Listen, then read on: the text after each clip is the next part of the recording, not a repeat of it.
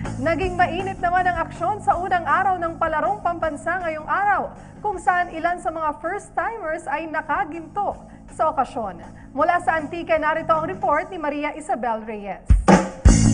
Nagsimula na ang banggaan ng 18 rehiyon sa itinatanghal na 60th palarong pambansa sa bayan ng San Jose sa Antique.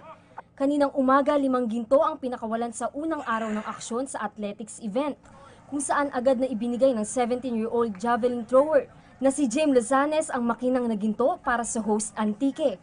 Si James ay naglista ng bagong personal best sa kanyang ipinukol na 59.46 meters mula sa boys secondary event.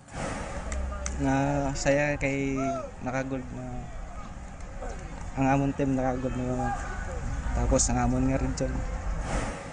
Nakasungkit din ng gintong medalya ang Region 10 matapos duminahin ni palaro first-timer J.Ann Labasano ang National Capital Region sa 3,000 meters secondary girls category sa kanyang oras na 10 minutes and 36.67 seconds.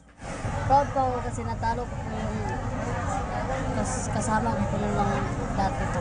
Malakas yung kalaban ko, hindi ko alam kung paano sila natalo ko. Natalo ko po kasi kuan ko yung inspiration ko po. Bukod sa athletics, nagsimula na rin kanina ang eliminations ng football, gymnastics at chess. Mula dito sa San Jose Antique, Maria Isabel Reyes, PTV Sports.